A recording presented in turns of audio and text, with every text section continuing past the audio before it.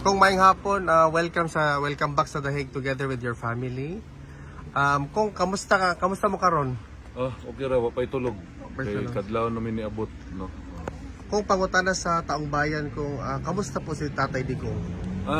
Karon pagsulod na mo, wala pa say pamahaw o paniudto. Saan pa siya? Wala daw siya gibaling-baling sa sulod. Natulog na po daw siya.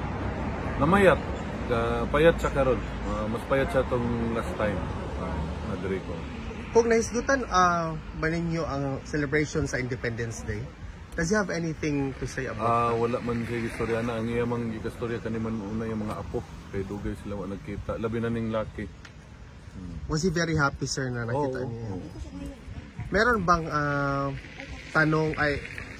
mensahe pala ang dating Pangulo, sir, sa mga kababayan natin? Karon ang iyang mensahe nga alagaan daw ang Pilipinas, alagaan ang Pilipino, kay kami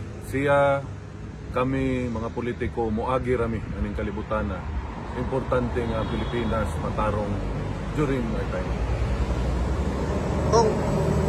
Was there a big difference po doon sa pagbisita mo before the now kay Tatay Digong? Dako kayo yang gipayat.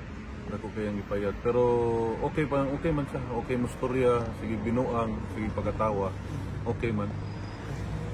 Kung marami pong salamat. Any mensahe po sa mga kababayan natin kung galing sa iyo? Gikan sa ako, dagang salamat kaninyong tanan. Mohangyo ko ninyo nga padayon ang atong pag-ampo para sa kalusugan ni Presidente Rudy. Dagang salamat sa inyo. Maraming salamat, sir. Ma'am, welcome. Salamat. Thank you, sir. Hi, ate. I heard that you are from Germany. Yeah. Ate, ano yung motivation ni mo na naandig ka diri sa Duterte Street? Ang ako diyang nganong na-motivate ko niya rin, no? Kay, musupport ko ni Tatay. Kay, I love Tatay very much kay sa pagka-president ni Tatay Digong, di ko katong magabi, muhilak dyan ko kay kanang nawadan kong tatay sa Pilipinas because he's the only one who really cares sa ato ang mga tao, mga Pilipino o atong country.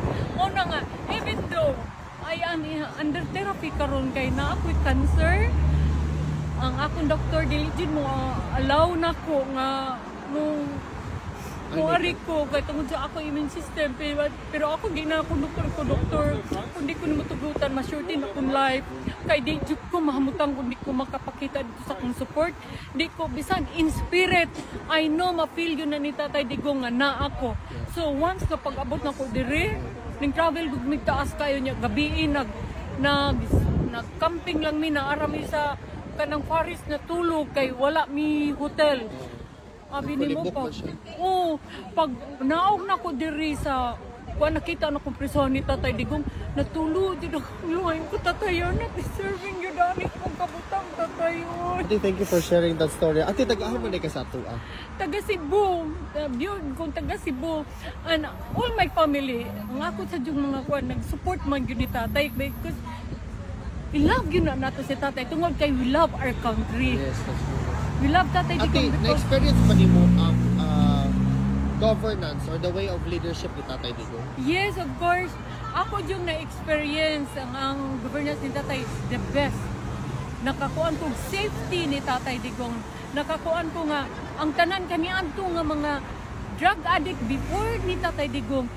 Murag mga sumbi now, pero pagka Tatay Digong no, mga gwapo no kaayo, mga healthy kayo, din ang mga criminality na minus yun. But before, mga karon no, after Tatay Digong na ako mag-compare, kay ang mga gwapo ka ni Adto, karon mo na nagyug mga zombie. Last year, ni uli ko sa Pilipinas, sus naluoy ko magtanaw sa mga batanon. Kay, grabe kayong ilang kuan na praning na gyud ba? Na praning na gyud kay very weak ang atong leadership mo. Ate, if you are given an opportunity to say something kay Tatay Digong karong higayon na, what is your message to him?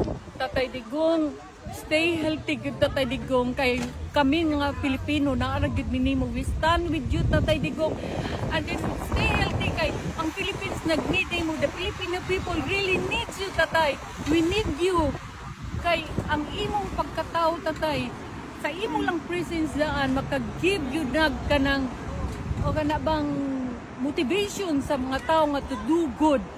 And we are always keep on praying. Also my husband keep on praying every night nga ma-release ka na diya kayo are not deserving. Tatay, we love you so much, Tatay. We really love you.